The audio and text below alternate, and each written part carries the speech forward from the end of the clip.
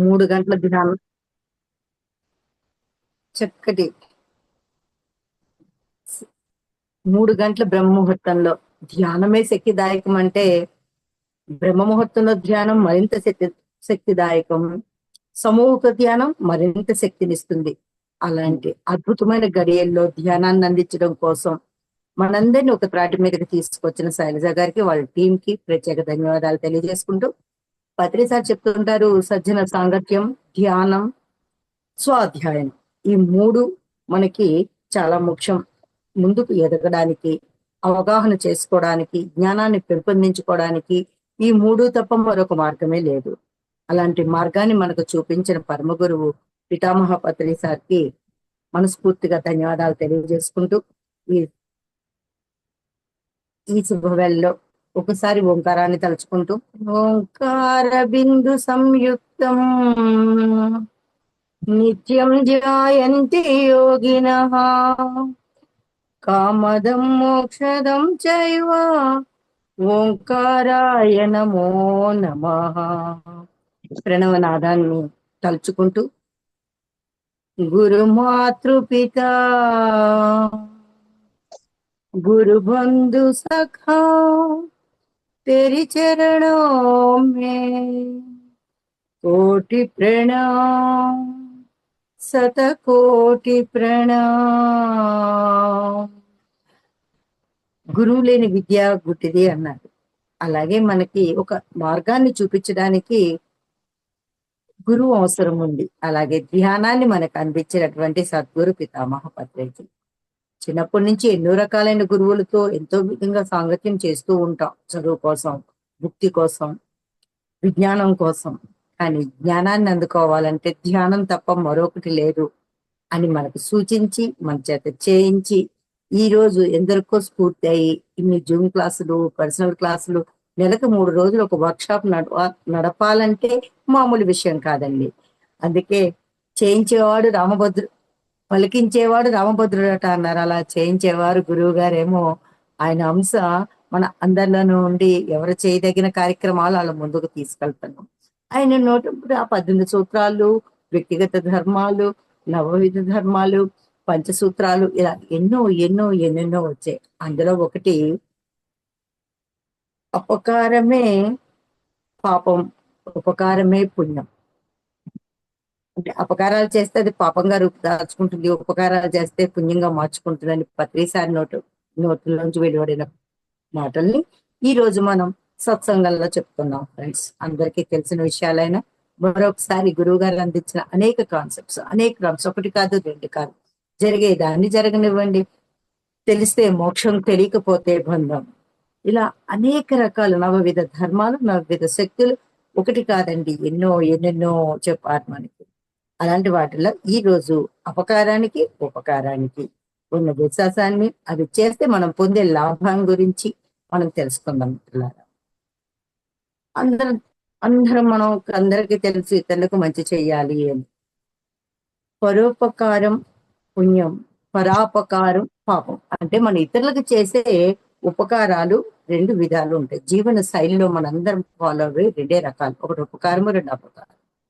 ఇతరులకి అది మన తోటి మానవులకు కావచ్చు, జీవరాశులకు కావచ్చు, సమస్త జీవకోటికి ఉపకారమే చెయ్యాలన్నది మనకు తెలిసిన ధర్మం.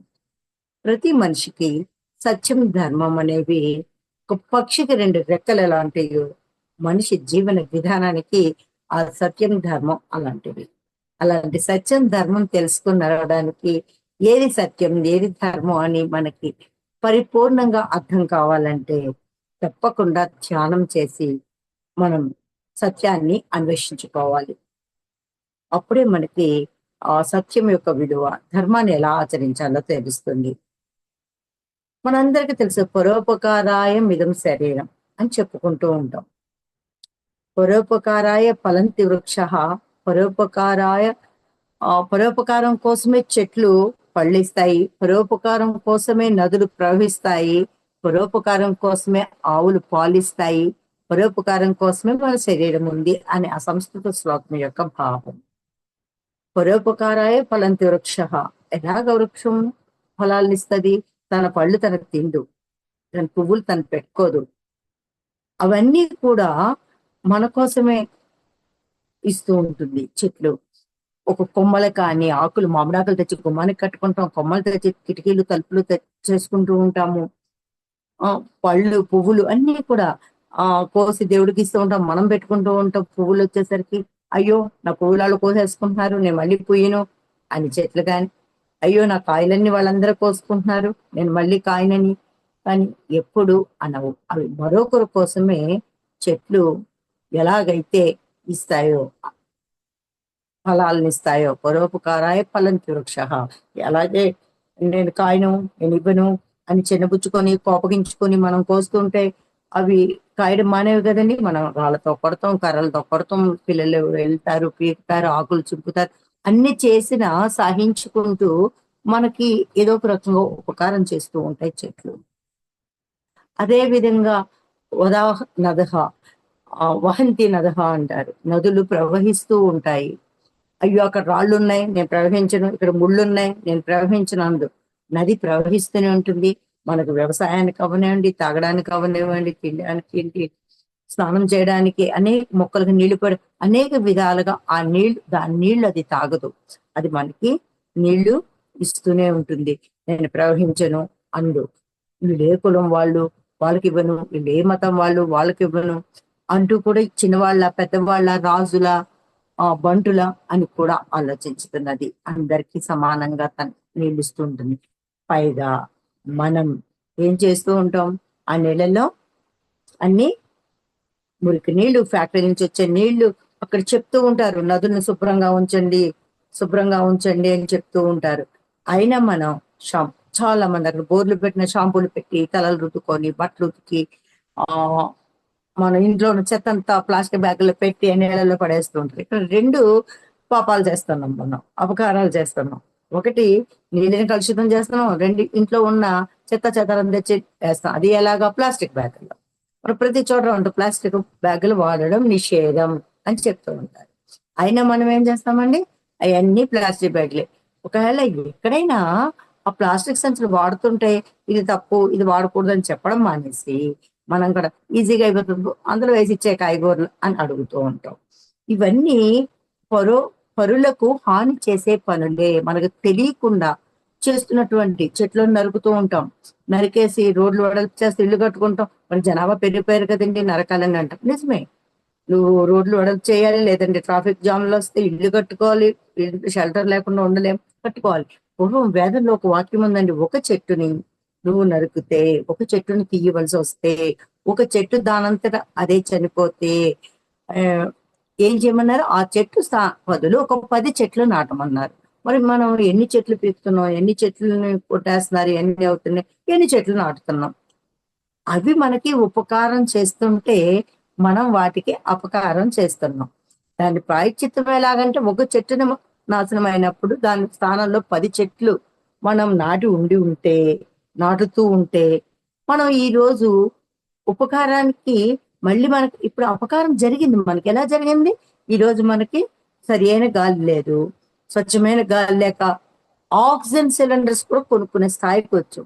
భగవంతుడి ప్రసాదంగా తీసుకునే ప్రకృతిలో కూడా ఈ రోజు మనం ఆ గాలిని కూడా కొనుక్కునే స్థితికి వచ్చాం. ఎందుకు వచ్చామంటే మనం ఉపకారం చేయలే, వాటిని ఎలా సంరక్షించుకోవాలో చేయలే.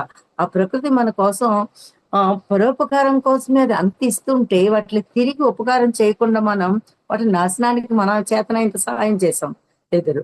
అవన్నీ మనకి ఎలాంటి అండి, పాపాల రూపంలో తట్టుకొని ఈ రోజు చక్కటి గాలి పీల్చుకోవడం లేకుండా ఆక్సిజన్ పీల్చుకోవాల్సి వస్తుంది.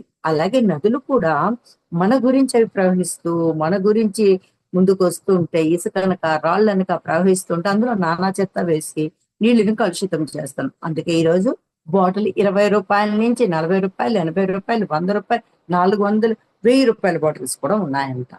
అలా వాటిని కూడా కొనుక్కునే స్థాయికి వచ్చాం. ఎందుకంటే అవి ఉపకారానికి మనం అపకారం చేశాం కాబట్టి పాపాలు చుట్టుకుంటున్నాం. అలాగే ఆవులు పాలిస్తాయి.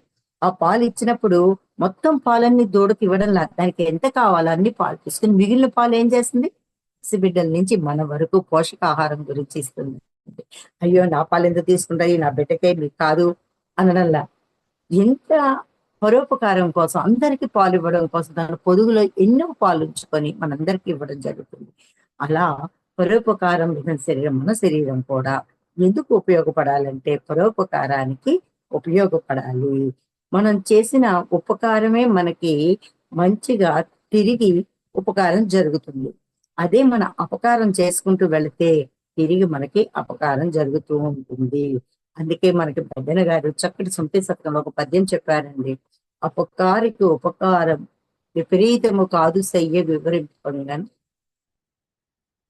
అపకారికి ఉపకారము నెపమెన్నకు చెయ్యువాడు నేర్పరి సుమతి. ఉపకారికి నుపకారము విపరీతము కాదు సయ్య వివరింపదగని. మనకి ఎవరైనా ఉపకారం చేసిన వాళ్ళకి ఉపకారం చేయడం పెద్ద గొప్ప ఏం కాదు. ఏమంటే ఆ రోజు నాకు ఆకలితో ఉంటే వాళ్ళు అన్నం పెట్టారండి, అందుకే నేను ఈ రోజు వాళ్ళకి అన్నం పెట్టాను. ఆ రోజు నేను ఎండలో నిలబడి ఉంటే ఆయన బండి మీద వెళ్తూ నన్ను తీసుకెళ్లారండి, అందుకే ఈ రోజు వాళ్ళ పిల్లల్ని స్కూల్ దగ్గర దింపాను. ఇలా మనం వాళ్ళు చేసిన ఉపకారానికి ప్రతి ఉపకారం చేయడం అది పెద్ద వివరింపదగిన విషయం కాదండి, చెప్పుకోవాల్సిన విషయం కాదు. వాళ్ళు చేశారు కాబట్టి మనం చేస్తున్నాం. అది ఉపకారం ఎలా అవుతుంది? అవ్వదు. అపకారికి ఉపకారము నెపమెన్నకు చెయ్యువాడు నేర్పరి సుమతి. ఎవరైతే మనకు అపకారం చేశాడో వీడిని, అబ్బో వీడు ఆ రోజు నన్ను చాలా తిట్టాడండి, ఈవిడ చాలా చేసిందండి, అబ్బో ఆయన నాకు ఆ రోజు బియ్యం కావాలని అడిగితే ఇవ్వలేదండి, అలాగ ఏదైనా జరిగిన సంఘటనలు ఉంటే అయినా సరే వాళ్ళ దగ్గర జరిగిన విషయాలను గుర్తు తెచ్చుకోకుండా తిరిగి మనం వాళ్ళకు ఉపకారం చేయగలిగితే అది మంచిది అని చెప్పారు బద్దెన గారు మనకి సుమతి శతకంలో. ఉపకారికి నుపకారం విపరీతము కాదు సయ్యే వివరింపదగన్, అపకారికి ఉపకారము నెపమెన్నక చెయ్యవాడు. తప్పులెంచకుండా మళ్ళీ నువ్వు అలా చేసావు, ఆ రోజు ఇలా చేసావు, అప్పుడు ఇలాగంట అనకుండా ఎవరైతే తిరిగి ఉపకారం చేస్తారో అదే మంచిది. మరి మనం కూడా అంతే, ఎప్పుడో 10 ఏళ్ల క్రితం జరిగిన విషయాలను గుర్తు తెచ్చుకుంటూ అవి మనసులో పెట్టి అప్పుడు ఇలా అన్నారండి, అందుకు ఇప్పుడు ఇలా చేస్తున్నాను నేను, అప్పుడు ఇలాగ అయిందండి, ఇప్పుడు ఇలా చేస్తున్నాను అంటూ ఎన్నిసార్లు మనం చేస్తూ ఉంటాం, ఎన్నిసార్లు గుర్తు తెచ్చుకుంటూ ఉంటాం. గతం గతం గతహ అని మర్చిపోతామండి? మర్చిపోం.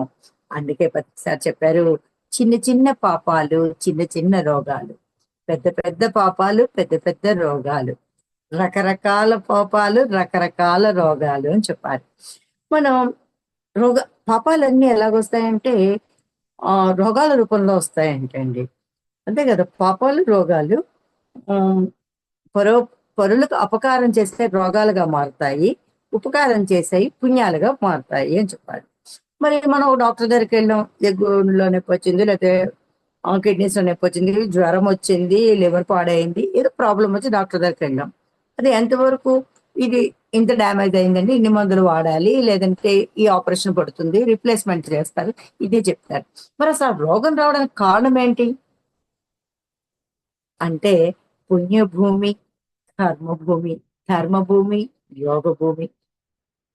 ఈ భారతదేశంలో పుట్టినాం ప్రతి ఒక్కళ్ళం, ఇంచుమించు అందరం కర్మ సిద్ధాంతాన్ని నమ్ముతాం. అంటే పూర్వజన్మలో చేసిన పాపాల యొక్క ప్రతిఫలమే ఈ జన్మలో రోగాలుగా మనకి వస్తాయి. ఇక్కడ కర్మ అంటే మంచి చెడులు రెండు. ఇది కర్మభూమి అంటే చెడ్డ భూమి అని కాదండి. మనం చేసే పనులన్నీ కర్మలే. అవి మంచి అవ్వచ్చు, చెడ్డ అవ్వచ్చు, ధర్మాన్ని ఇవ్వచ్చు, అధర్మాన్ని ఇవ్వచ్చు. అవన్నీ కూడా కర్మలే. వాటి యొక్క ఫలితంగా మనకి అనారోగ్యాలు వస్తాయని చెప్పుకుంటాం. మరి రోగాలు వస్తాయి. చిన్న చిన్న పాపాలు చిన్న చిన్న రోగాలు, అంటే కొంచెం కొంచెం అపకారం చేసామనుకోండి, ఒకళ్ళు గిల్లేమనుకోండి కొంచెం జ్వరం రావచ్చు మాట, కొట్టామనుకోండి జ్వరంతో పాటు ఒళ్ళు నొప్పులు అవి వస్తాయి, చంపామనుకోండి చాలా రకాలు వస్తాయి. ఇంకా వాటి గురించి మనం వివరించుకోగల ఇన్ని రకాలైనటువంటి మనకి పాపాలు రోగాల రూపంలో మారుతాయి అంటున్నారు పత్రిసారి. అందుకే ఎప్పుడు నువ్వు సరియైన పనులు చేయి. ఆ సరియైన పనులు ఏంటి అని తెలియాలంటే డెఫినెట్ గా మన గురించి మనం తెలుసుకొని ఉండాలి. అంటే అంతరంగిక ప్రయాణం చేయాలి. అంతరంగిక ప్రయాణం చేయడమే ధ్యానం అంటాం. మన స్వ అధ్యయనాల వల్ల ఏమవుతుంది, మనకి పుస్తకాలు చదవడం వల్ల ఎంతో కొంత విజ్ఞానం వస్తుందండి. జ్ఞానం వస్తుంది, ఓహో ఇది ఎలా చేయాలి, అది అలా చేయాలి అని విషయాలు తెలుస్తాయి. కానీ వాటి అనుభవాలు ఎప్పుడు వస్తాయంటే మనం స్వ స్వయంగా వాటి సాధన చేసినప్పుడు మాత్రమే అనుభవాలు బయటకు వస్తాయి మనకి. అందుకే ప్రతిసారి అస్తమాట అనుభవాలు చెప్పండి, అనుభవాలు చెప్పండి, అనుభవాలు చెప్పండి అంటారు. ఒకళ్ళ అనుభవాలు మరొకరికి ఉపయోగపడతాయి, ఉపకారం అవుతాయి. ఎలా? సపోజు బాగా వర్షం కురుస్తుందండి. వెళ్తున్నాం. అక్కడ ఏదో గొయ్యి ఉంది. ఆ గోతిలో పడ్డాం మనం. తెలిసింది. అక్కడ గొయ్యిలో పడ్డం వల్ల దెబ్బ తగిలింది. మనం వచ్చి మన అనుభవం కూడా చెప్తాం కదా! ఆ రోడ్‌లో వెళ్ళినప్పుడు కొంచెం జాగ్రత్తగా వెళ్ళండి. అక్కడ కుడి చేతి వైపు ఒక పెద్ద గొయ్యి ఉంది. అందులో పడ్డారు అని చెప్తాం. అంటే మన అనుభవం వాళ్ళకి ఉపయోగపడింది. వాళ్ళకి ఉపకారం జరిగింది. నేను ఎలాగో పడ్డాను గదా!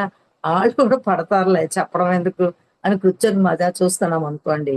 అది అపకారంలోకి కౌంట్ అయిపోతుంది. మనకు తెలియకుండానే కొన్ని పొరపాట్లు కొన్ని చేస్తూ ఉంటాం. కావాలని కొన్ని చేస్తూ ఉంటాం. పొరపాట్లుగా కొన్ని సపోజ్ ఎన్నో మన డైరెక్ట్‌గా ఎవరికిని ఏది చేయకపోవచ్చు. పరోక్షంగా కూడా మన అపకారాలు చేస్తూ ఉంటాం. సపోజ్ ఒక ఫ్యాక్టరీ ఉంది. ఫ్యాక్టరీ కడుతున్నారు. అబ్బా! ఫ్యాక్టరీ కడుతున్నానని వందల మందికి ఉద్యోగాలు ఇస్తున్నానంటారు. ఆ ఫ్యాక్టరీ నుండి వచ్చే విష వాయువుల్ని సరిగ్గా కంట్రోల్ చెయ్యకపోతే వేల మంది అనారోగ్య పాలవుతారు. ఇది పరోక్షంగా వాళ్ళు చేస్తున్న అపకారం. ఆ ఊరు జనమంతా చాలా చోట్ల మనం ఇది పేపర్స్‌లోని, సినిమాల్లో కూడా చూస్తూ ఉంటాం. సరింగా ఆ విషవాయువులను వాళ్ళు పంపించే పద్ధతి ఉంటుంది. దానివల్ల కోట్లు ఖర్చవుతాయని చెప్పి వాళ్ళేం జేస్తారు, జనాల మధ్యన వదిలేస్తూ ఉంటారు. అలాగే మురికి నీటి అంతటిని కూడా ఫ్యాక్టరీల నుంచి వచ్చే వేస్ట్ వాటర్ అంతా కూడా ఆహ్, నీళ్ళల్లో కలిపేస్తూ ఉంటాం. నీళ్ళల్లో కలిపేసినప్పుడు ఆ నీళ్ళేమవుతాయండి? కలుషితం అయిపోతాయి. అది తెలియకుండా నీళ్లు తాగిన వాళ్ళకి గ్యాసెస్ వల్ల, రసాయనాల వల్ల ఎన్నో అనారోగ్యాలొస్తూ ఉంటాయి. ఇవి పరోక్షంగా మనం చేస్తున్నటువంటి అపకారాలు. భూమిని కాపాడుకోవాల్సిన భూమిని మనం చాలా దుర్వినియోగం చేసుకుంటున్నాం. కష్ట నష్టాలు కోర్చుకొని, శ్రమ కోర్చుకొని భూమాత మనకి నిలబడ్డానికి స్థానం ఇస్తుంటే, ఆ భూమినే నిలబడే స్థాయి లేకుండా మనం చేస్తున్నామండి. అలా హీనపడి అలా భూమాత క్షీణించినప్పుడు, భూమాత శక్తి తగ్గిపోతుందంటండి. మనం చేసే ఇలాంటి పనుల వల్ల. అలాంటప్పుడు అందుకే హిరణ్యాక్షుడు భూమిని ఎత్తికెళ్ళిపోయాడు. వరాహావతారంలో విష్ణుమూర్తి రక్షించాడని మనం కథలు చెప్పుకుంటాం. మరి అంత బలం కలిగి భూమాత విష్ణు పత్ని ఆవిడి. అలాంటి భూమాతను మనం గౌరవించకుండా మనం ఎక్కడ పడితే అక్కడ దాన్ని పాడు చేస్తూ, దాన్ని సంరక్షించుకోవడానికి ప్రయత్నించకుండా ఈ ప్లాస్టిక్ బ్యాగులు లాంటి ఇలాంటివన్నీ వాడేసి మనం భూమిలో కలవని వస్తువులను చేసి కఠినంగా వ్యవహరిస్తూ ఉంటే ఆవిడకి కోపం వస్తది. శక్తి క్షీణించిపోతుంది. అందుకే పత్రి సార్ అంటారు, భూమాత శక్తిని కాపాడడం కోసం తిరిగి ఆవిడ చేసిన ఉపకారాలకి ప్రత్యుపకారం చేయడం కోసం పిరమిడ్స్ నిర్మించండి. పిరమిడ్ శక్తి వల్ల భూమాత శక్తివంతంగా తయారవుతుంది. పిరమిడ్స్ కట్టాక వాటిల్లో మీరు చక్కటి ధ్యానాన్ని చేయండి. మనం కూడా ఏ శక్తినైతే విశ్వం నుంచి తీసుకుంటున్నామో, ఆ శక్తిని తిరిగి భూమాతకి అందివ్వగలుగుతాము. చుట్టూ ఉన్న మన శక్తి, మన వైబ్రేషన్స్ చుట్టూ వ్యాపిస్తూ ఉంటాయండి. మనం హ్మ్. ఎలాగంటే మన ధ్యానం చాలా మంది అంటూ ఉంటారు, ధ్యానం చేసినప్పుడు నేను చేస్తానండి, ఇంట్లో ఎవరు చేయరండి. అప్పుడు మనం ఏం చేయాలి? మనం చేసే ధ్యానం యొక్క పరిధిని పెంచుకోవాలి. ఇంకా ఎక్కువ ధ్యానం చేయగలగాలి. ఎక్కువ ధ్యానం చేసినప్పుడు మన ధ్యానం నుంచి వచ్చిన శక్తి మన ఇంట్లోను పరిసరాల్లోనూ కూడా అది వ్యాపిస్తూ ఉంటుంది. అలా వ్యాపించినప్పుడు వాళ్ళు ఆటోమేటిక్‌గా ఆకర్షింపబడతారు. అందరూ ధ్యానం చేయాలి. పిల్లల నుంచి పెద్దవాళ్ళ వరకు అందరూ ధ్యానం చేయాలండి. ఆ ధ్యాన శక్తిని ఆ ఫీలింగ్ అనుభవించే కొద్దీ మనకి తెలుస్తూ ఉంటుంది. చాలా మంది కొత్త వాళ్ళు జాయిన్ అవుతున్నారని ఇందాక మేడం అనడం వల్ల తెలుస్తుంది. ఒకటి ఫ్రెండ్స్ ధ్యానానికొచ్చే ముందు చాలా అవరోధాలుంటాయి మనకి. ఎన్నో అవరోధాలుంటాయి. వాటిలన్నిటిని ప్రతిసారి ధ్యానాన్ని ప్రచారం చేసినప్పుడు ఒక సైకిలు చేతి సంచితో తిరిగేవారంట. అప్పుడు ఇంతగా రవాణా సౌకర్యాలు లేవు, సపోర్ట్ లేదు. ధ్యానం ఏంటి పిచ్చోడు అలాగే చెప్తారు అనుకుంటారు. ఎవరైనా కొత్తగా ఒక విషయాన్ని జనాల్లోకి తీసుకెళ్ళాలనుకున్నప్పుడు అందరికి అది నచ్చదు. అందరూ ఆపేస్తూ ఉంటారు. ఎన్నో అంటుంటారు. అంత పొద్దున్నే లేసి ధ్యానం చేయాలా? అవసరమా? లేదంటే క్లాస్‌కి ఎళ్ళాలా? 3 డేస్ వర్క్‌షాప్ పెడుతున్నారు అక్కడికెళ్ళాలా? ఇంట్లో కూర్చొని చేస్తే ధ్యానం అవ్వదా?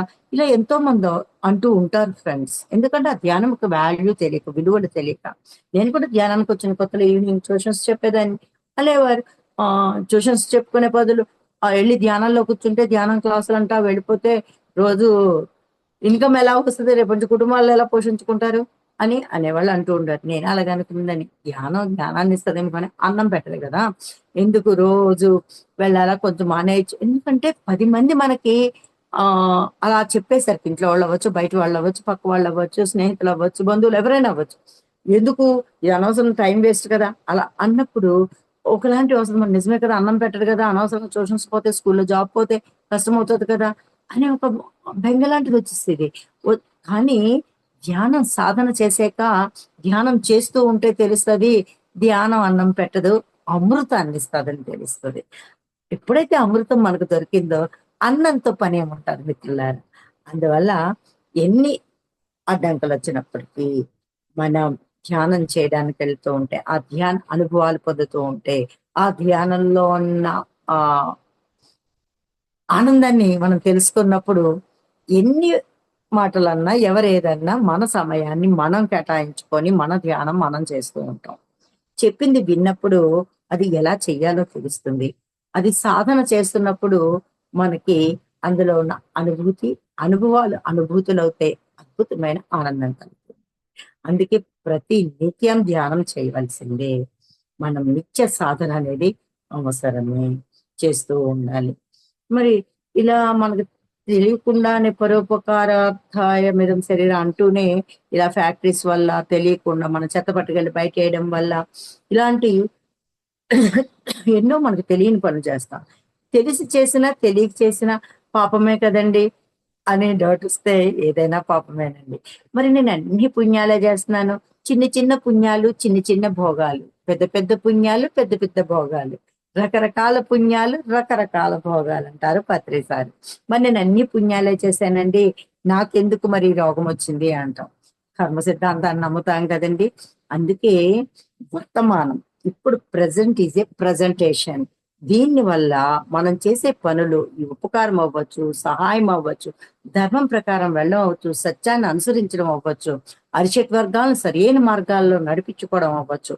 ఇవి చేయడం వలన మనం భవిష్యత్తుకి సరి అయిన బాటలు వేసుకుంటామండి. ఇప్పుడు చేసే ఉపకారాలు మనల్ని శుద్ధి చేస్తాయి.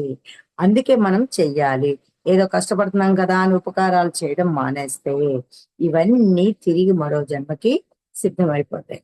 మరో జ వృ మరో జన్మకెళ్ళాలంటే జ్ఞాననేత్రం తెరుచుకోవాలి. నేను సంవత్సరాలు ధ్యానం చేయాలని అనుకోవాల్సిన అవసరం లేదు మిత్రులారా.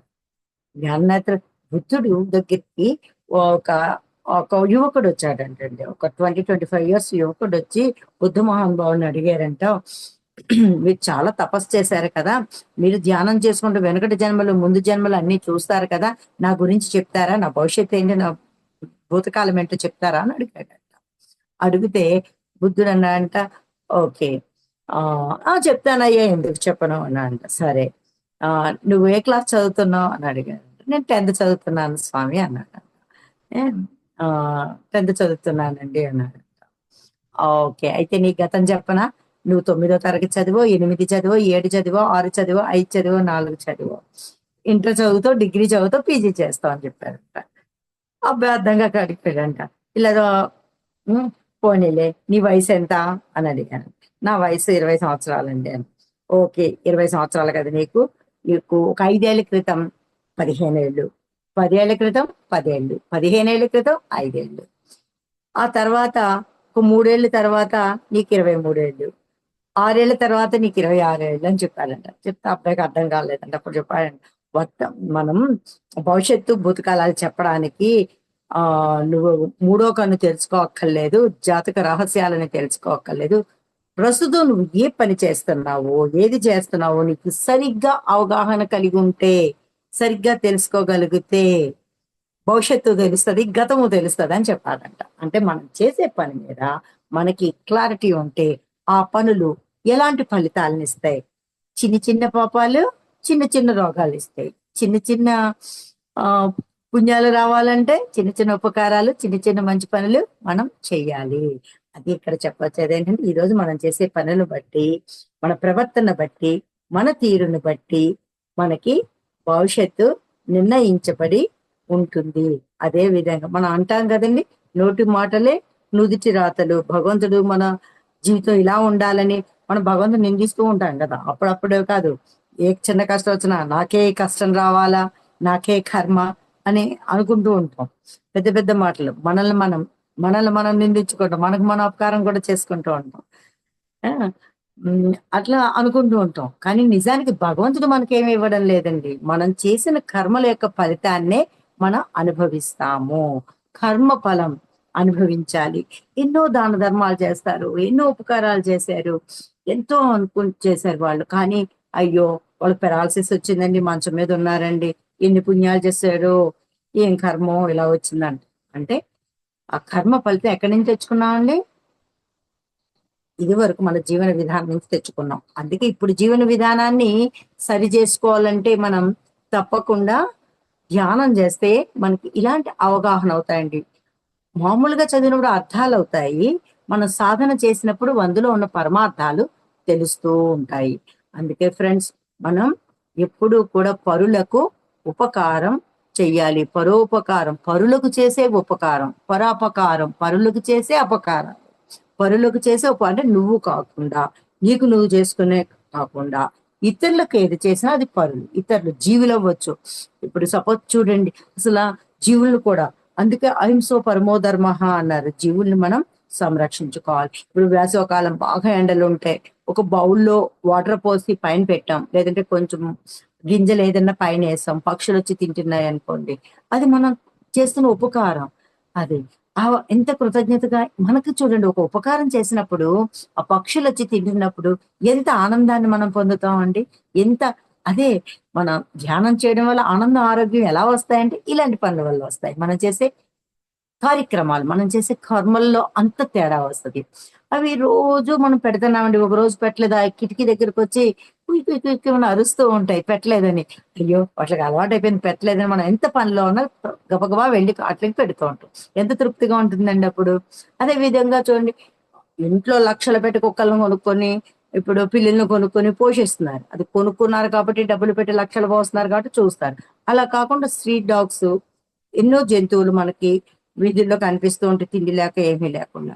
మనం తిన్నన్నంలో కనీసం మనం తిన్నన్నంలో మిగిలింది, లేదు మనకు నచ్చిన ఒక బిస్కెట్ ప్యాకెట్ ఆటిలకి వేయండి. గుమ్మం దగ్గర నుంచి అవి కదలం. ఎంత మనం ఏదైనా మార్కెట్‌కెళ్ళాలని సంచి తీసుకున్నా మన ఎనకాల మార్కెట్ వరకు వచ్చేస్తాయి. ఎంత విశ్వాసంగా ఉన్నాయండి. మన ఇంటికి ఎవరన్నా వచ్చి కొంచెం వాదం అవుతూ గట్టిగా మాట్లాడుకుంటున్నా అయి మన వైపున నిలబడి అరుస్తూ ఉంటాయి. అంటే అవి మనం చేసిన ఉపకారాన్ని గుర్తుపెట్టుకొని, అవి మనకి మళ్ళీ తిరిగి ఉపకారం చేస్తన్నాయి. మనకు సపోర్ట్ ఇస్తున్నాయి. జంతువులే మరి అది జ్ఞానం లేని జంతువులే ఇన్ని చేస్తుంటే, జ్ఞానం ఉన్న మనం ఎన్ని చేయాలండి? ఒక్కసారి ఆలోచించుకుందాం మిత్రులారా. మనం తర్వాత నేను చాలా ఉపకారం చేశానండి. మనం భోజనాలు పెట్టాను ఒక 1000 మందికి. కడుపు నిండిన వాళ్ళకి భోజనం పెట్టి, మనం ఉపకారం చేసాం, దానం చేసాం, ధర్మం చేసాం, అన్న ప్రసాదాలిచ్చాం అనుకుంటే అది పొరపాటే మిత్రులారా.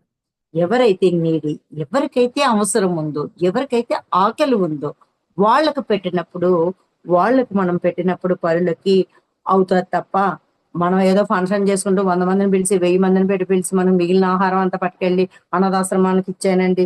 ఇది కాదు ఫ్రెండ్స్. మనం చూడవలసింది ఎవరికి ఏది అవసరం ఉంది? ఆహారం అవసరం ఉందా? మాట సాయం అవసరం ఉందా? మన సమయం అవసరం ఉందా? మనం ఎక్కడ ఏ పని చేయగలుగుతాం?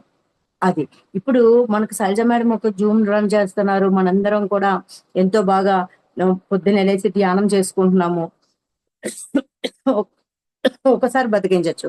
ఒకసారి అయ్యో! జూమ్ క్లాస్ ఎళ్తున్నామండి. ఆవిడ ఫోను చేసి చెప్పారు, మెసేజ్ పెట్టారని మళ్ళీ మనం ఉంటాం. ఆవిడ మనకు ఉపకారం చేస్తున్నారు. మనం తిరిగి ఆవిడకి డబ్బులివ్వాలా? అవసరం లేదు. తిరిగి మనం ధ్యానం చేస్తుంటే, మనం తిరిగి ధ్యానం చేస్తే అది ఆవిడకి మనం చేసిన ఉపకారమే. ఆవిడ మనందరి కోసం ప్రత్ తిరిగి ప్రతిఫలం ఆశించకుండా ఆవిడ ఒక మహత్తర కార్యక్రమం చేస్తున్నారు. ఎంతో మంది పిరమిడ్ మాస్టర్స్ ఇట్లాంటి కార్యక్రమాలు చేస్తున్నారు. వాళ్ళకి మనం సపోర్ట్ ఏంటి, ఏది చేయగలమో అది చేయాలి. ధన సహాయం చేయగలమా? సేవ చేయగలమా? మన సమయాన్ని ఇవ్వగలమా? ప్రతిరోజు 3 గంటలకు లేచి జూమ్ ఆన్ చేసి మనందరి కోసం అక్కడ మ్యూజిక్ ప్లే చేసి ఈ పనులన్నీ చేయాలంటే మామూలు మాటలు కాదండి. అది చాలా ప్రతిరోజు చెయ్యాలంటే సంసార బంధాల్లో ఉన్న మనందరం కూడా ఎవ్వరం బైరాగులం కాదు, సన్యాసులం కాదు. హిమాలయాలకెక్కలేదు. మనం ఇక్కడ ఉండే ఇక్కడ ఉండే అన్ని సాధిస్తున్నాయి. ఇటు మన ధర్మాలు నిర్వర్తిస్తూ, ఇంట్లో ధర్మాలు నిర్వర్తిస్తూ, పొద్దున 6 అయ్యేసరికి ఇప్పుడు అందరి మనసుల్లో ఉంటే పాలు వస్తాయి, కాఫీ కాయాలి, పిల్లలు బాక్స్ కట్టాలి, హాఫ్ డే స్కూల్స్ ఇవన్నీ ఉంటాయి. అన్నిట్లో అధిగమించి ఈ పనులు నిర్వర్తించాలి అంటే ఒక మంచి సంకల్పం కావాలి మనకి. అలాంటి సంకల్పం ఉంచి ఆ సంకల్పానికి మనందరం కూడా చేయూతనివ్వాలి. అబ్బాయి మేము పొద్దునే రావండి, నేను పొద్దున ఎందుకు లేస్తానండి, ఇంత పొద్దున్న వచ్చి క్లాస్ చెప్పండి నాకు కుదరదని కాదు. మనం ఎంత చేయగలమో అంత వాటికి ఏ రూపంలో అయితే ఆ రూపంలో మన సేవని అందించగలగాలి, వాళ్ళకి సహకారాలు అందించగలగాలి. దీనివల్ల నాకు ప్రయోజనం ఏంటి, ఆవిడకేం ప్రయోజనం, మనకేం ప్రయోజనం? పరోపకారం మిదం శరీరం, పరులకు ఉపకారం చెయ్యాలి అనే ఒక అద్భుతమైన కాన్సెప్ట్ వాళ్ళ మైండ్ లో ఫిక్స్ అయింది కాబట్టి ఇలాంటి పనులు చేయగలుగుతాం. ఇక మనం కొంతమంది ఉంటారు, ఇప్పుడు ఒక దొంగ ఉన్నాడండి, ఆ దొంగ ఏం చేస్తాడు, దొంగతనాలు చేస్తాడు, లేదంటే హత్యలు చేశారు, అన్ని చేశారు, పనులు కదా అపకారమే. ఆయన కుటుంబానికి అది ఉపకారమేమో కానీ ఇతరులందరికీ కూడా మనం చేసే పని వల్ల కూడా ఎంతో మందికి హాని కలుగుతుందో కూడా మనకు ఒక ఆలోచన ఉండాలి. ఆ పని చేసినప్పుడు ఒక హత్య చేశాడు, కొన్ని కోట్లు సంపాదించాడు కుటుంబం గురించి, పాపం పండుతుంది అంటాం కదండి. పాపం పండుతుంది, పుణ్యం పండుతుంది, రెండు పండుతాయండి. అలాగే పాపం పండినప్పుడు ఏమవుతుంది, పోలీసులు వస్తారు, తీసుకెళ్లి జైల్లో వేస్తారు. అలా జైల్లో వేసినప్పుడు ఆ జైల్లో ఉన్నప్పుడు మన ఆలోచన ధోరణి మారాలి. మనం ఈ పాపాలు చేశాం కదా, ఈ తప్పులు చేశాం కదా, ఈ పొరపాట్లు చేశాం కదా, ఇంతమందికి హాని చేశాం కదా, అందుకే మనకి ఈ ఈ కర్మ వచ్చింది అనుకొని మారితే వాడు మధ్యముడండి. తిరిగి ఆ పని చెయ్యకపోతే అలా శిక్ష అనుభవించే కూడా, శిక్షణ పొందేక కూడా మారకుండా తిరిగి అదే పనులు చేస్తే వాళ్ళు అధములు. ఆ చేసిన పని అనుభవం వల్ల కలిగిన కష్టాన్ని, నష్టాన్ని, ఇతరులకు కలిగిన నష్టాన్ని, మనకు కలిగిన నష్టాన్ని, ఇతరులకు కలిగిన అపకారము, మనకు కలిగిన అపకారం, అంటే మనకి అపకారం కలిగిందా లేదా అక్కడ? కుటుంబం కోసం కష్టపడ్డాం, ఉపకారం కోసం అనుకున్నాం, లేకపోతే ఇతరులకు ఉపకారం ఎవడో చెప్పాడు ఈయన చంపాను నేను, మన ఇంటి దగ్గర మనం మిస్ అయ్యామా, భార్య బిడ్డలను వదిలి జైలు రావాల్సి వచ్చింది. అక్కడ సంసారం లేదు, ఏమీ లేదు, బయట ప్రపంచంతో సంబంధం లేకుండా అక్కడ ఉన్నాం కదా. మళ్ళీ బయటకు వచ్చి తిరిగి అదే పనులు మనం చేసామనుకో అధములు లెక్కలోకి వెళ్తాము. మనం చేసిన అనుభవాల వల్ల, మనం పడిన బాధ వల్ల, లేకపోతే మనం చేసిన పనిలో పొరపాటు ఉందని మన ఆలోచన మారి ఆ శిక్షణ టైంలో మళ్ళీ తిరిగి వచ్చి ఆ పని చెయ్యకుండా కాయ కష్టాలు చేసుకుంటే వాళ్ళు మధ్యములు. మరి ఉత్తములు ఎవరండి? ఒక వేదం చదువు, ఒక పురాణం చదువు, ఒక భారతం విను. ఇప్పుడు విన్నాం, ధర్మరాజు ధర్మంగా ఉన్నాడు, ఎప్పుడు అధర్మం చేయలేదు అని. శరణంబని వచ్చిన భీకర శత్రువైనను ప్రీతి కావాలను, శరణని వస్తే భయంకరమైన శత్రువులనైనా శరణిచ్చాడు ఆయన. వీడు కనిపిస్తే వీడిని చంపేలా అనుకున్నప్పుడు కూడా వాళ్ళ దగ్గరకు వచ్చి శరణు శరణు అంటే శరణిచ్చినటువంటి ధర్మాత్ముడు ధర్మరాజు. అలాంటి కథలు చదువుకున్నప్పుడు మనం ఏం చెయ్యాలి? ఇంట్లో ఏదో తిట్టుకుంటున్న అన్నదమ్ములు కానీ, అక్క చెల్లెళ్ళం కానీ, అమ్మ కూతుళ్ళం కానీ, అత్త కోడళ్ళం కానీ, ఎవరైనా సరే తిట్టుకున్నప్పుడు అదే గుర్తు పెట్టుకొని సంవత్సరాలు మాట్లాడకుండా ఉండిపోతాం. ఇలాంటివి లేకుండా మనం ఇలాంటి కథల ద్వారా, లేకపోతే పెద్దలు చెప్పిన ప్రవచనాల ద్వారా, ఇలా సత్సంగాల్లో తెలుసుకున్న విషయాల ద్వారా, పుస్తకాలు చదవడం ద్వారా, అందుకే పుస్తకాలు చదవండి అంటారు పత్రిసారి. అనుభవాలు పంచుకున్నప్పుడు కదా, వీటి ద్వారా ఏది చెయ్యొచ్చు, ఏది చెయ్యకూడదు అని ముందే మనం ఆలోచన చేసుకొని అవి చెయ్యకుండా ఉండిపోవడం ఉత్తములు. మరి ఉత్తమోత్తములు ఎవరంటే పిరమిడ్ మాస్టర్స్ అంటారు. అంటే మనం ఉత్తమోత్తములు ఎవరంటే పిరమిడ్ మాస్టర్స్ అంటారు పత్రిసారి. అధములు కాదు, మధ్యములు కాదు, ఉత్తములు కాదు, ఉత్తమోత్తములు పిరమిడ్ మాస్టర్లు అంట. చూడండి, ఏదైనా మనం పిల్లలు ఒక పని సరిగ్గా చేయనప్పుడు శభాష్ నీ పని బాగా చేయగలవు, అది పరిగెట్టగలవరా, నువ్వు వెళ్ళి నువ్వు ఆ షాప్కి వెళ్ళి తెచ్చేయగలవు, నీ రైటింగ్ బాగోలేదు, ఎంత ముచ్చాల్లా రాస్తావురా, ఎంత బాగా రాస్తావు అంట. అలా పిల్లల్ని ఏం చేస్తామంటే మనం పొగుడుతూ ఉంటాం, ఎందుకంటే ఆ పని బాగా చేస్తారని. మనం పొగుడుతూ వాళ్ళని శభాష్ అంటూ ఆ పని చక్కగా చేసేలాగా వాళ్ళు మోల్డ్ చేస్తూ ఉంటాం. అలాగే పత్రిసారి కూడా మనల్ని ఉత్తమోత్తములు అన్నారు. అంటే సత్యం అన్వేషణ చేస్తూ, ధర్మాన్ని అనుసరిస్తూ, ధ్యానం చేస్తూ, ధ్యానాన్ని పంచుతూ, శాకాహార జగత్తును సృష్టిస్తూ ముందుకు వెళ్ళాలని మన భుజం తడుతూ మనల్ని కూడా ఉత్తమోత్తములని ముందే అనేసారండి. అంటే ఆ బాధ్యతను మనం తీసుకొని వాటిని నడిపిస్తూ ముందుకు వెళ్ళాలి, ధ్యాన ప్రచారం చేస్తూ, ధ్యానం చేస్తూ. అందుకే మనల్ని ముందు పిరమిడ్ మాస్టర్స్ అంటే ఉత్తమోత్తములు, సత్యం, ధర్మం, అహింసో పరమో ధర్మ అని పాటించే వాళ్ళే పిరమిడ్ మాస్టర్స్ అంటారు. అందుకే మనకు ఒక 18 ఆదర్శ సూత్రాలు ఇచ్చి ఏ పనులు చేయాలి, ఎలా చేయాలి కూడా చక్కగా వివరించడం జరిగింది. అవన్నీ మనకి 3 days క్లాసెస్ లో వివరంగా చెప్తున్నారు. అటెండ్ అవ్వని వాళ్ళు ఎవరైనా ఉంటే తప్పకుండా ఆ క్లాసెస్ కూడా మనం అటెండ్ అవుతూ ఇంకా పెంచుతారంటండి. ఇది మనకి బోనస్ మాట. ఆషాఢంలో ఒక చీర కొంటే 2 చీరలు ఫ్రీ అన్నట్టు మనకి ఇది బోనస్ గా ఇస్తున్నారన్నమాట.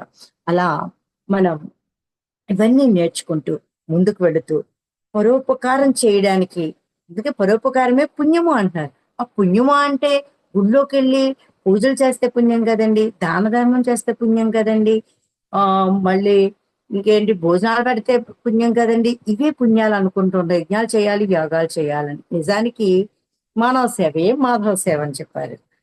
అలాగే ఏది పుణ్యం ఏది పాపం ఎలా చెప్తామండి? ఇప్పుడు కప్ప పాము ఉంటే పాము కప్పని తింటుంది. మనం అంటాం కదా, విడవమంటే పాముకు కోపం, కరవమంటే కప్ప కోపం అని. ఇలాగ కొన్ని డైలమా పరిస్థితులు ఉంటాయి. ఎటు చెప్పలేం.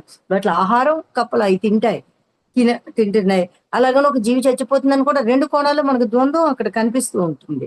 ఇలాంటప్పుడు ఏం చేయాలండి? అలాగే పుణ్యం కూడా ఏది పుణ్యం ఏది పాపం అనుకోవాలి. ఉపకారం అనేది మనం ఎవరికి అవసరం వాళ్ళకి చెయ్యాలి కానీ అప్ ఏంటిది పన్నీరు బూడిదలో పోసినట్టు అంటాం కదా, అలాగా కొన్ని చోట్ల చేయకూడదండి. ఒక్కొక్కసారి మనం బస్ స్టాండ్ లో వెళ్తున్నప్పుడు ఎవరో మనల్ని అడుగుతారమ్మా నాకు చిన్న ఉపకారం చేసి పెట్టండి, నా పర్సు పోయింది, డబ్బులు ఇవ్వండి, ప్లీజ్ హెల్ప్ అండి, మేము మా ఊరు చేరుకోవాలండి అంటుంటాం. మనం నిజమేమో అనుకోని వాళ్ళకి డబ్బులు ఇస్తూ ఉంటాం. మనం మళ్ళీ తిరిగి వచ్చేసరికి కూడా వాళ్ళు మళ్ళీ అదే అంటూ అదే డబ్బులు అడుగుతూ అలాగే ఉంటారు. అంటే అప్పుడు మనకు అర్థమైపోతుంది వీళ్ళు నిజంగా పోగొట్టుకున్న వాళ్ళు కాదు, అబద్ధం చెప్తూ వాళ్ళు మోసగిస్తున్నారు మనల్ని తెలుస్తుంది. అప్పుడు మనకి ఎంత బాధగా ఉంటది కదా. అందువల్ల పాత్ర నెరిగి దానం చేయాలంటారు కదా. అలాగ మనం బూడిదలో పోసిన పన్నీర్ అవ్వకూడదు మనం చేసే ఉపకారం. ఎప్పుడు అది ఉత్తమంగా ఉండాలి. అలాంటి ఉపకారం సపోజ్ మనం చెప్తూ ఉంటాం కదండి, అన్నదానం అన్ని దానాల్లోనూ గొప్పది. మనం అందరూ ఆకలితో ఉన్నారు, వాళ్ళకి అన్నం పెట్టామండి. మళ్ళీ ఆ అన్నం అరిగిపోగానే మన దగ్గరకు వస్తారు, ఆకలేస్తుంది అంటారు, లేకపోతే మన దగ్గర కాదు ఇంకోళ్ళ దగ్గరికి వెళ్తారు, అన్నం పెడతాం. వస్త్రాలు ఇస్తాము, ఒక 6 నెలలు ఉంటాయి, సంవత్సరం ఉంటాయి, చిరిగిపోతాయి. మళ్ళీ బట్టల కోసం వాళ్ళు ఎవరి దగ్గరికి వెళ్తారు. మాకు ఇల్లు లేదండి అన్నారు, గవర్నమెంట్ ఏదో ఇల్లు కట్టిస్తుంది, లేదా మనం ఎవరో ఒక ఇంట్లో కొంత ప్లేస్ ఇవ్వడమో, లేదంటే మా ఇంట్లో పని చేయమ్మా ఈ రూమ్ ఇస్తామని ఏదో సాయం చేస్తాం, లేదా వాళ్ళు ఇల్లు కట్టుకోవడానికి సాయం చేస్తాం. అది ఎన్ని రోజులు ఉంటుంది? కొన్ని రోజులు ఉంటుంది. లేదు, పిల్లలకి అన్యాక్రాంతం కూడా అయిపోయే అవకాశాలు ఉన్నాయి. మరి ఏది శాశ్వతంగా మనం ఉపకారం చేయాలంటే ధ్యాన మార్గం ఉపకారం అవుతుందండి. ధ్యానం నేర్పించాలి. ఇంటింటా దానం, వాడవాడ ధ్యానం, పల్లె పల్లె ధ్యానం, పట్టణాలలో ధ్యానం, ఎక్కడ చూసినా ధ్యానం నేర్పించాలి మనం. అప్పుడు అది శాశ్వత జ్ఞానాన్ని ఇస్తుంది. అన్నం ఎలా కష్టపడితే అన్నం ఎలా వస్తుందో తెలుస్తుంది. ఒక సోమరితనంగా ఉన్న వాళ్ళకి మనం వెళ్ళి ఉపకారం చేస్తున్నామని రోజు భోజనం పెట్టడం తప్పు. అది పాపంలోకి వెళ్తుంది. అది పుణ్యం కాదు. ఇది అంటే పాపం ఎలా ఉంటది, పుణ్యం ఎలా ఉంటది, చిన్న చిన్న సున్నితమయంగా మనం చూసుకోవాలంటే ఒక సోమరిపోతున్నాడంటే వాళ్ళకి మనం సరైన గైడెన్స్ ఇచ్చి అన్నం ఎలా సంపాదించుకోవాలని నేర్పించాలి తప్ప రోజు మన అన్నం పెట్టి వాడిని సోమర్తనంగా మనం చేయకూడదు. అది మనం బాగా గుర్తుపెట్టుకోవాలండి. మరి జ్ఞానం శాశ్వతమైనటువంటి ఉపకారం ఇతరులకు చేసేది. ఎందుకంటే సత్యాన్ని అన్వేషించుకొని ధర్మ మార్గంలో వెళ్ళడానికి ఒక ఆయుధాన్ని మనం ఇస్తున్నాం వాళ్ళకి. అందుకు జ్ఞాన సంపాదన, జ్ఞానదానం ఒక్కటే శాశ్వతం కాబట్టి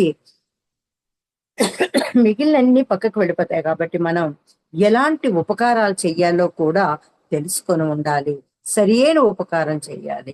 అప్పుడు అది పుణ్యం కౌంట్లోకి వస్తుందండి. అప్పుడు మళ్ళీ భవిష్యత్తులో మనకి చక్కటి ఫలం వస్తుంది. ఏది పంచుతామో అదే వస్తుంది, ఏది ఇస్తామో అదే వస్తుంది, ఏది కోరుకుంటామో అదే తిరిగి మనం చెప్తుంది. ఇతరులకు చెడు కోరుకుంటే మనకు కూడా చెడే జరుగుతుంది. ఈ విషయం మాత్రం మర్చిపోదు ఫ్రెండ్స్. మనం ఏదైతే మన ఎక్కువసేపు దేన్నైతే తలుచుకుంటామో అది తిరిగి వస్తుందనే అంటారు కదా. తదాస్తు దేవతలు ఉన్నారమ్మా, ఎక్కువ ఇలా పిచ్చి మాటలు మాట్లాడకూడదు అంటారు. నెగిటివ్ థాట్లు కానీ నెగిటివ్ మాటలు కానీ మనం మాట్లాడకూడదు. ఎప్పుడు మంచిగానే మాట్లాడాలి.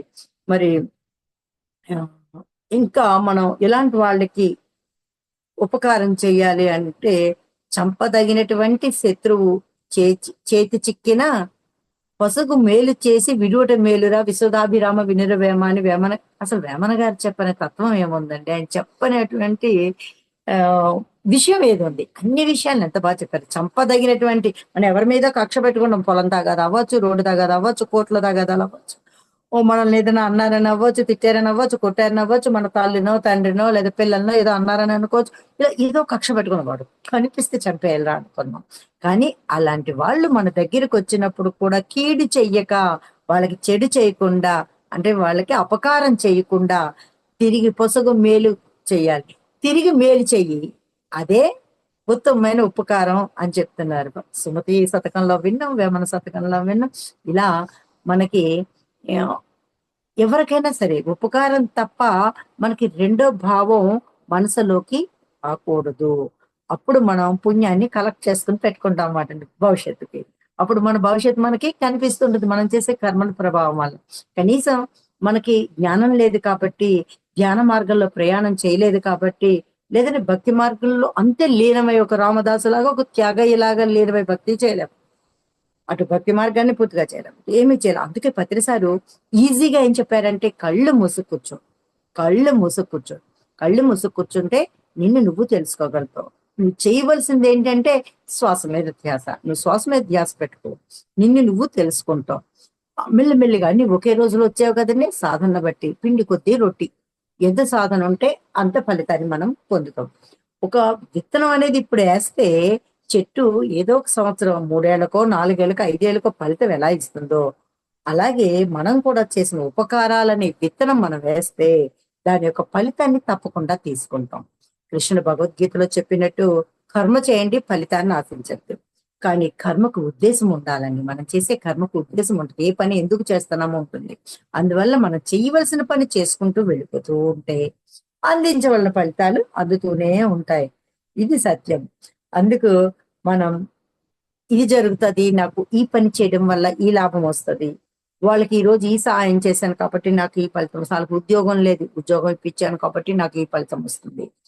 ఆ, వాళ్ళకి పెళ్లి కాలేదు, పెళ్లి చేశాను కాబట్టి ఈ ఫలితం వస్తుంది. ఆ వాళ్ళు చదువుకోవడానికి డబ్బులు లేదు కాబట్టి మనం డబ్బులు ఇచ్చాం కాబట్టి మనకి ఈ ఫలితం వస్తుందని మనం ముందే దాని ఫలితాలని వేసుకో. తప్పకుండా ఫలితం వస్తుంది. కానీ ఆ ఫలితం కోసం కాదు, మనం చేసిన కర్మ సరి అయిందా కాదా చూసుకోవడం కోసం మనం తప్పకుండా పనులు చెయ్యాలి. ఎలాంటి పనులు చెయ్యాలి? పరులకి ఉపకారాన్ని కలిగించే పనులు చేస్తే పుణ్యం మనకి వెనకాల సంరక్షించడానికి రెడీ అయిపోతుందండి. అదంతదే. మనం మళ్ళీ దాని గురించి ఏం శ్రమించక్కర్లేదు. మనం చేసే పనుల్లో విజ్ఞత, ఏ పని ఎలా చెయ్యాలో మనకి తెలిసి ఉండాలి. అందుకే ప్రకృతితో పోల్చి చెప్తున్నారు ఎలాంటి పనులు చేయాలి. ఇంకా ఆఖరికి ఒక విషయం చెప్పుకుందాం ఫ్రెండ్స్. ఉపకారం అంటే ఎలా ఉంటదంటే మనందరికీ తెలుసు. సముద్రుడు రత్న గర్భుడు. రత్నాలు, ముత్యాలు, అమూల్యమైన సంపద అంతా సముద్రంలో ఉంది. కానీ సముద్రం ఎక్కడా కూడా మనకి ఇవ్వదండి. మనం శోధించి సాధించి తెచ్చుకోవాలి.